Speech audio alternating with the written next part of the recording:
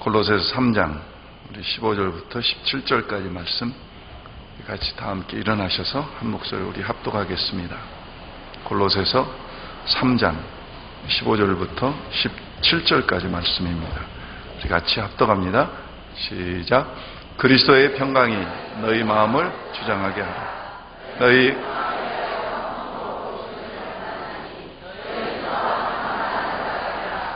그리스도의 말씀이 너희 속에 풍성히 거하여 모든 지혜와 피차 가르치며 권면하고 시와 찬송과 신령한 노래를 부르며 감사하는 마음으로 하나님을 찬양하고 또 무엇을 하든지 말이나 이래나 다 주 예수의 이름으로 하고 그를 힘입어 하나님 아버지께 감사하라. 아멘. 우리 금년에는 어떻게 주일날이 이렇게 추석 명절이 되어서 더 뜻깊은 것 같아요. 보통 미국에서는 월요일이 이렇게 공휴일로 같이 연휴가 끼는 날이 5월달에 노동절, 5월달에 현충일, 9월달에 노동절이 있는데 그럴 때 이 교회에 보면은 대개 한 출석 교인들의 한 15% 정도 만에도 한 20% 미만 정도가 이렇게 연휴에 여행을 떠나거나 그런데 한국은 이 추석 구정 이런 게 걸리면은 굉장한 이동이 일어나는 것 같아요. 저는 40년 만에 처음 겪는 이 추석이어서 조금 어리둥절하고 이게 우리에게 참 좋은 절기기는 절기인데 새로운 느낌이 듭니다. 참 이 추석 명절을 맞이해서 여러분들에게 이 만나는 기쁨, 또 나눔의 기쁨, 돌아봄의 기쁨, 여러 기쁨들이 있을 줄 압니다. 기쁨을 누리는 분들도 계실 거고, 또 여러 가지 사정으로 인하여 고향을 방문하지 못한 분들, 또 혼자서 지내는 분들에게도 오늘 주님의 위로가 함께할 수 있기를 주의 이름으로 축원합니다. 원래 추석 중추절이라고 하는 것은 우리말로 한가위라고 했습니다. 한가위라고 하는 단어는 말의 뜻은 삼국사기에도 나오는 우리 민족의 고유의 명절인데 크다 하는 그런 뜻과 가위, 가분대라고 하는 사투리에서 유래한 가부, 가배, 가위 그래가지고 한가운데 8월의 한가운데 그래서 한가위라고 하는 말로 유래가 시작되었다고 합니다. 오늘 우리가 이런 귀한 민족의 명절을 맞이해서 여러 만남과 나눔 속에서도 우리가 잊지 말고 나눠야 할 것들이 있지 않을까 생각하면서 오늘 본문이 주시는 몇 가지 말씀을 나누려고 합니다. 오랜만에 가족들이 만나면 여러 가지 세상 사람들은 자랑할 것들이 많죠.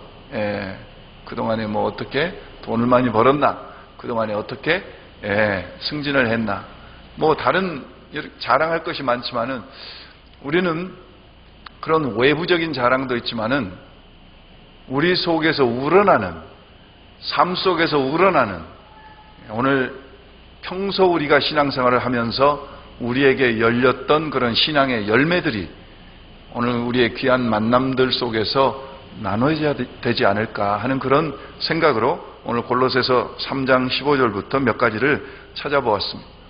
골로새서는 우리가 잘 아는 대로 3장 1절부터는 옛사람과 구별되는 새 사람을 입은 사람의 모습을 그리고 있습니다. 그 중에서도 오늘 읽은 우리 15절 이하의 말씀을 보면은 맨 먼저 무엇이 우리의 마음을 주장하게 하라? 그리스도의 평강이.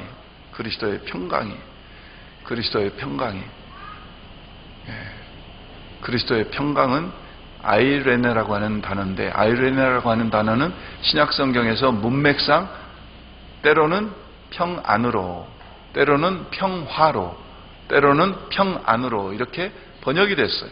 그런데 오늘 본문에서는 그리스도의 평강으로 번역이 됐어요. 오늘 이 말씀의 의미는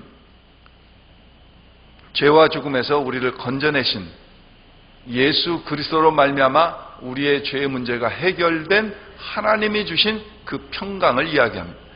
그래서 예수님께서 요한복음에 보면은 내 평안은 세상이 주는 평안과 같지 아니하니. 예. 주님이 주시는 평안은 세상이 주는 평안, 환경으로 얻는 평안, 조건으로 얻는 평안과 같지 아니하니 하는 말씀이 있습니다. 그 평안, 그 아이레네, 그걸 말씀합니다. 가족들을 만날 때 만나는 반가움과 위로도 있지만 때때로 우린 본의 아니게 불편함도 끼치게 되고 불편함도 겪고 가족이기 때문에 겪는 그런 갈등들을 우리는 만나기도 합니다. 저는 평강을 여기서 또 다른 말로 해석을 하자면은 여유라고 저는 느껴져요. 여유. 흔들림이 없는 것. 당당함. 자신감. 교만하지는 않지만은 자신감. 이게 에이레네라는 거예요. 짜증나고 눈에 거슬리는 일이 있을지라도 이 주님의 평강이 우리의 마음속에 충만하다면은 우리는 더욱더 풍성한 명절을 보내게 될 줄 믿습니다.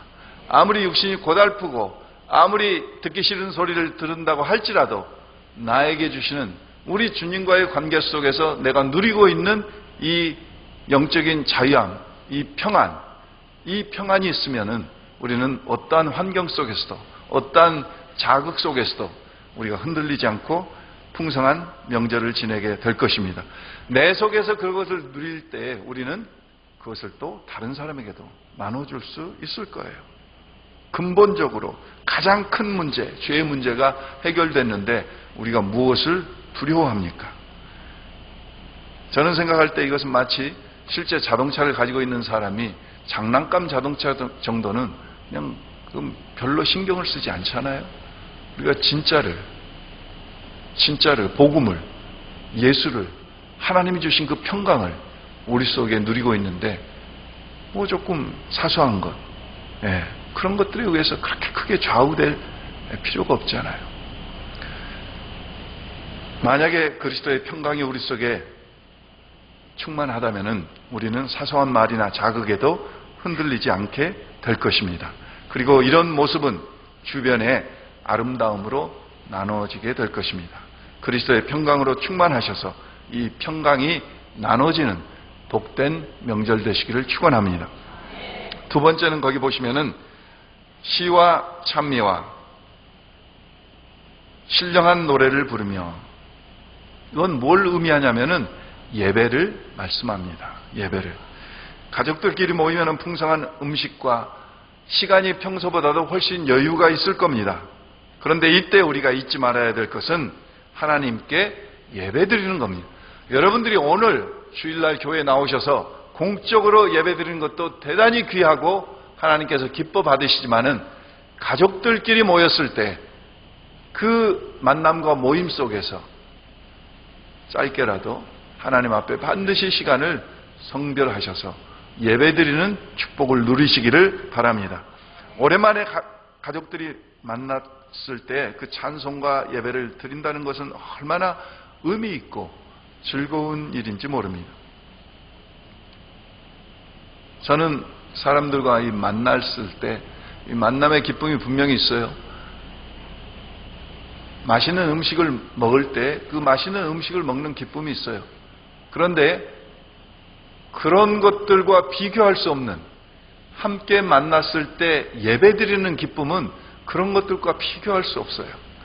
그래서 우리는 정말 그 만남의 기쁨을 예배로 하나님 앞에 즐거이 드리시면서 그 예배 속에서 또 주시는 또 특별한 기쁨, 배가 되는 기쁨을 누릴 수 있기를 주의 이름으로 축원합니다. 옛날 어른들은 풍성한 수확에 대해서 조상 신께 감사 제사를 드렸습니다. 조상은 우리 부모님들은 우리의 공경의 대상이고 효의 대상이지 신으로 섬기는 신앙의 대상은 아닙니다. 유교에서는 사람이 죽으면 혼은 하늘로 올라가고 백은 땅으로 갈라져서 후손들이 제사를 드릴 때 이 하늘에 있는 혼과 땅에 있는 백이 합쳐져서 안정된 삶을 누린다. 그래서 하나님을 모르는 사람들은 죽은 사람의 혼백을 만나게 하는 일을 위해서 제사를 드립니다. 이것은 16세기 유교학자 이율곡 선생의 가르침입니다. 그러나 성경은 분명히 생전에 부모님을 공경하라고 말씀하고 있습니다. 믿는 가정에서 예배를 드리는 것은 어려운 일이 아닐지 모릅니다. 그러나 불신 가족들과 함께 할 때 예배드림에는 많은 지혜가 필요합니다. 조상은 조상으로 인정하면서도 그분들의 덕을 기리고 그분들의 후손임을 인정하는 것을 잊지 말아야 할 것입니다. 그러나 예배는 하나님만이 받으셔야 합니다. 예배는 고귀한 시간의 낭비입니다. 거룩한 시간을 예배로 낭비하십시오. 하나님이 정말 기뻐 받으실 겁니다. 세 번째로는 모든 지혜로 피차 가르치며 권면하고 하는 말씀입니다. 본문의 의미는 설교를 의미합니다. 설교를. 사람들끼리 만나면, 가족들끼리 만나면 안 믿는 사람들도 덕담을 합니다. 그러나 가족끼리 만날 때 어른, 아이 할 것 없이 우리는 해야 할 말과 하지 말아야 할 말들을 잘 가려서 해야 됩니다. 예의도 지켜야 합니다. 실제로 자극적인 말과 가르치려는 말과 내 생각만이 옳다고 주장하는 말이나 내 경험만이 전부인 양 일방적인 말, 스트레스를 주는 말들은 삼가해야 됩니다. 도리어 현실 그대로를 받아주는 말, 칭찬하는 말이 지혜롭습니다. 우리는 더 나아가서 축복하는 말, 사랑하는 말, 권면은 다른 사람을 encourage하는 겁니다. 축복과 사랑의 말, 감사의 말 이상으로 그들을 encourage하는 것은 없을 겁니다.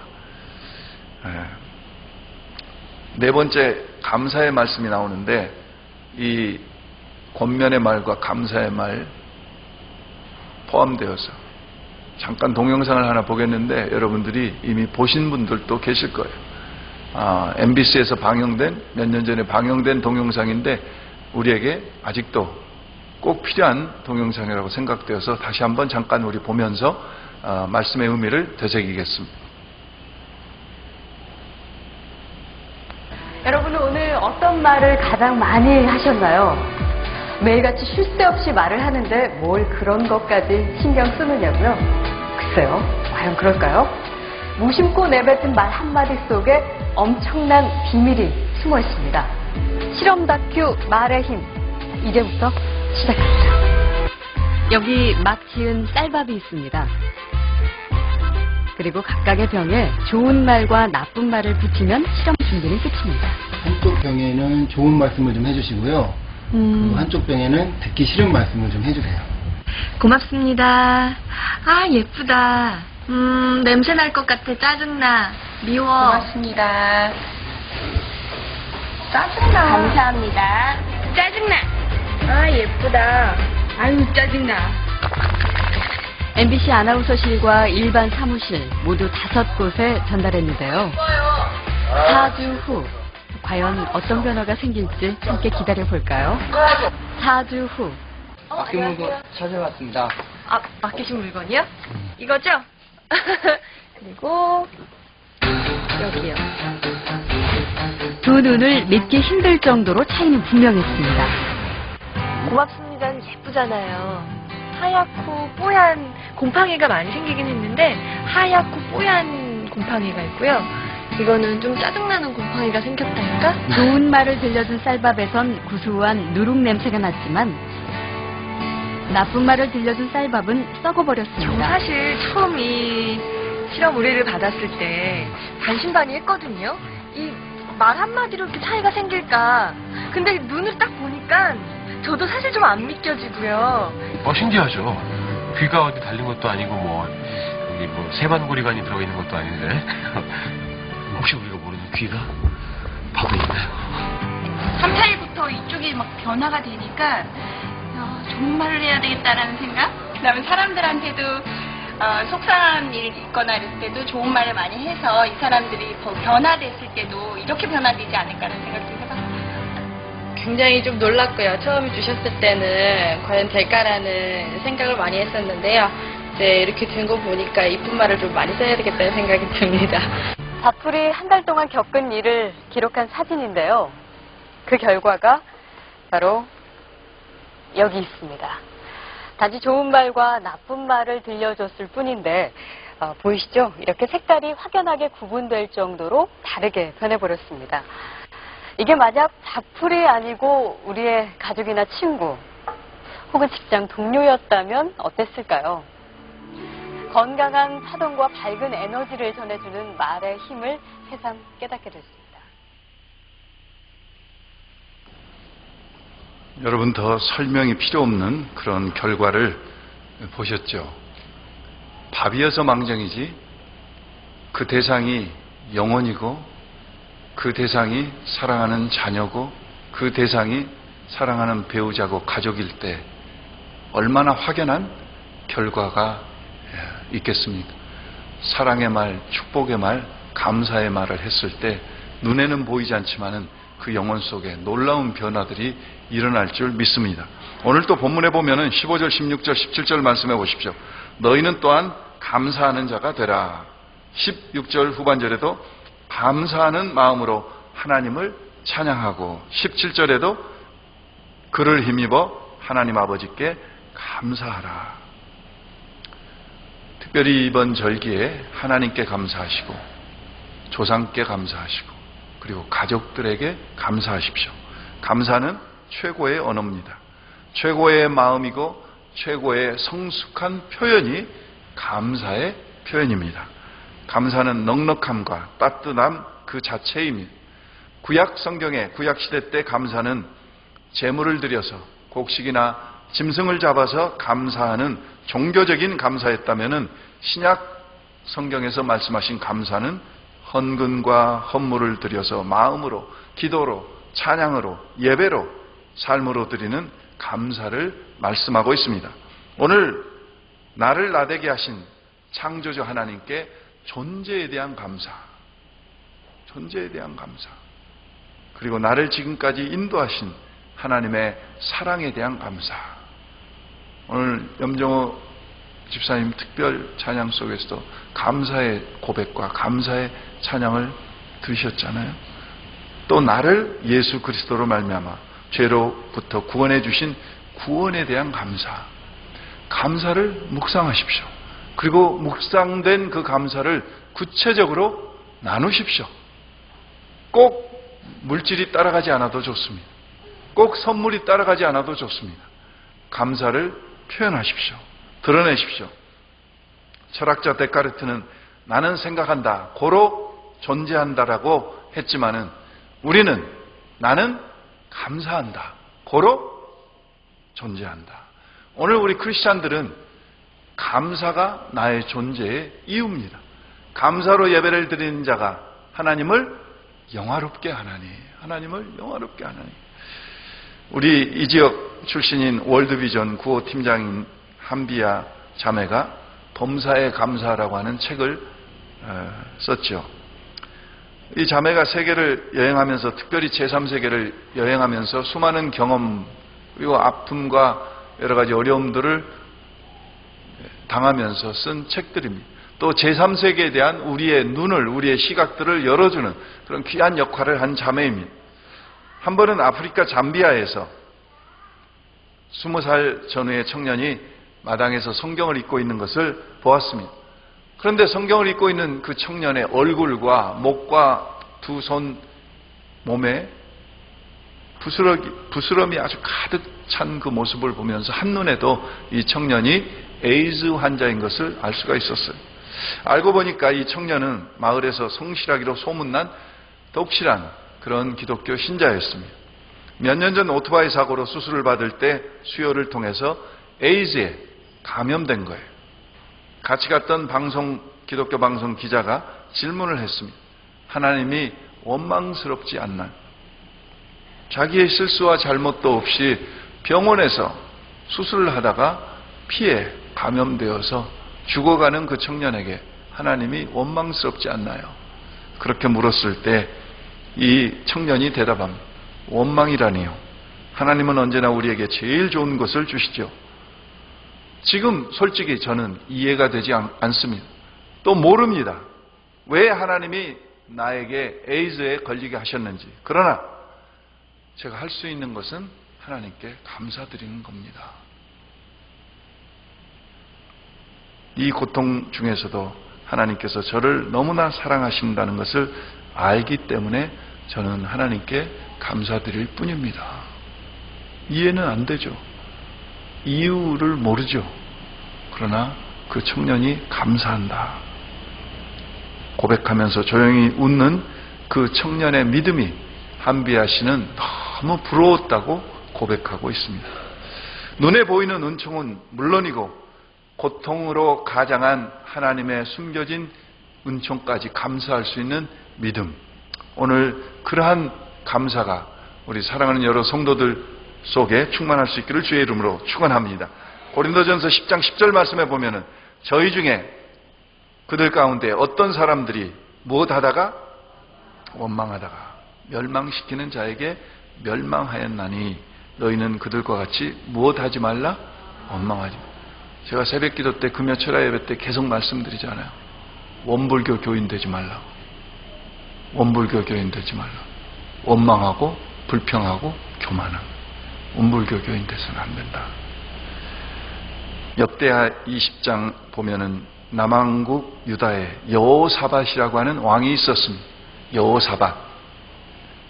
여호사밧 왕 때에 모압, 암몬, 마온이라고 하는 세 나라가 연합군을 결성해서 남왕국 유다를 칩니다. 공격이 시작됐어요. 이 엄청난 세력을 몰고 오는 연합군의 공격이 시작됐다는 보고를 듣는 왕과 백성들은 거국적으로 금식을 선포하고 기도하기 시작합니다. 그런데 그때 하나님께서 야하시엘이라고 하는 레위 사람을 세우셔서 이 싸움에서 이길 수 있는 비결을 하나님께서 여호사밧 왕에게 말씀해 주셔요.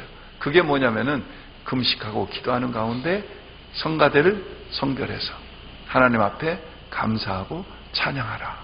그래서 전쟁터에 가서 그들을 공격해오는 무리들을 보면서 그들은 성가대가 나가서 찬양하고 감사합니다.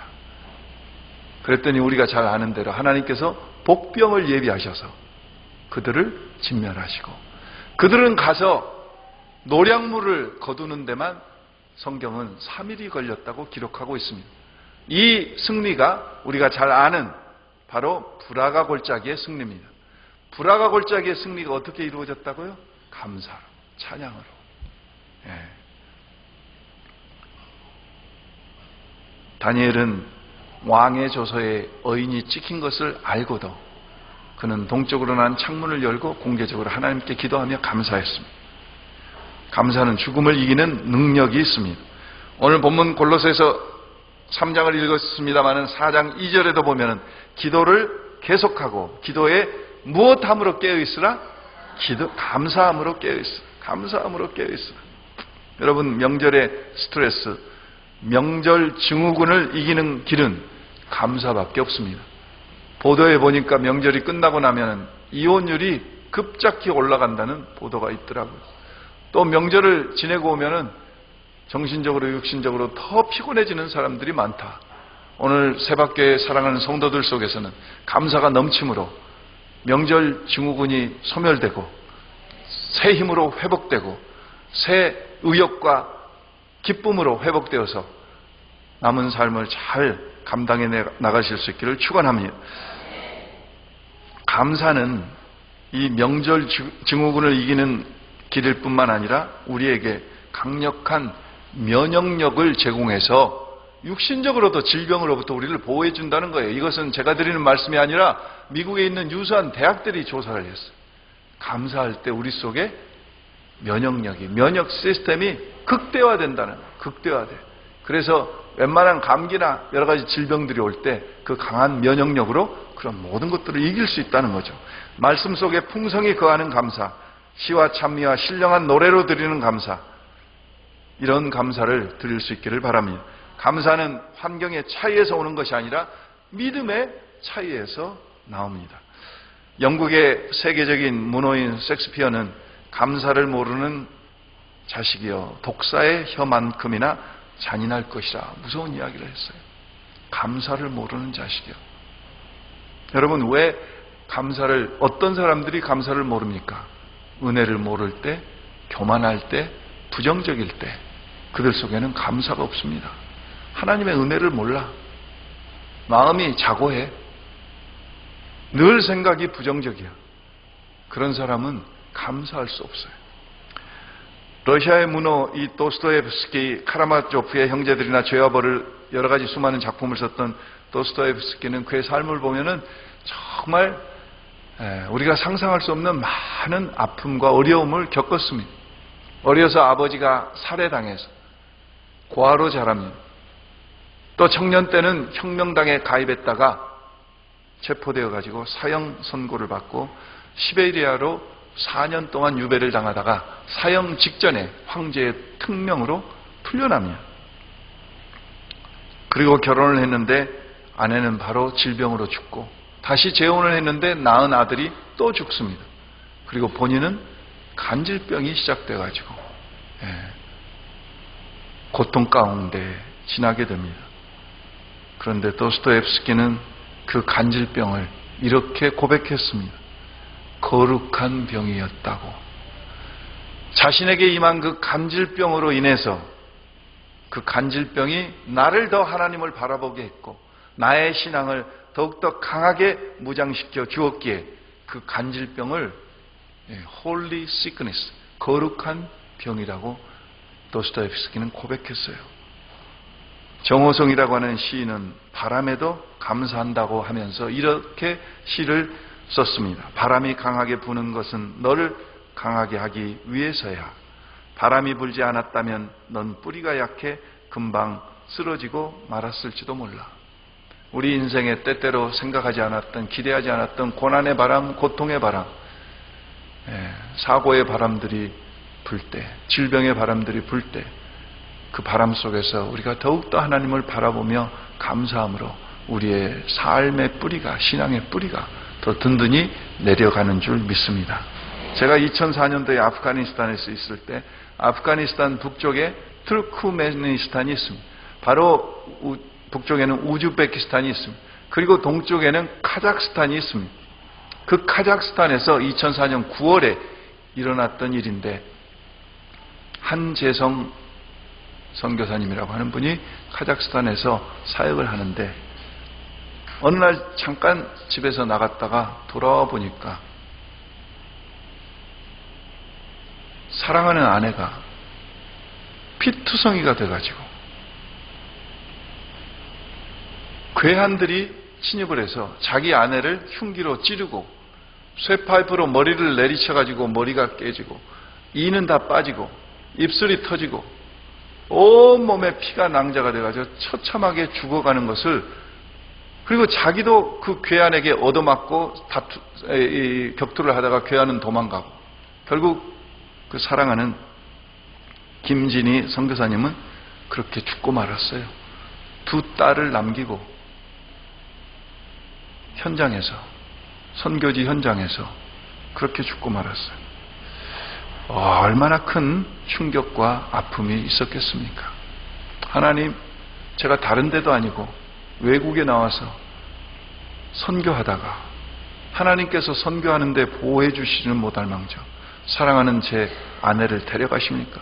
울부짖고 눈물로 그 충격이 쉽이 가시지 않았는데 2005년도 고난주간을 당하면서 주님의 고난을 묵상하다가 이 한재성 선교사의 입속에서는 이런 고백이 터져나옵니다.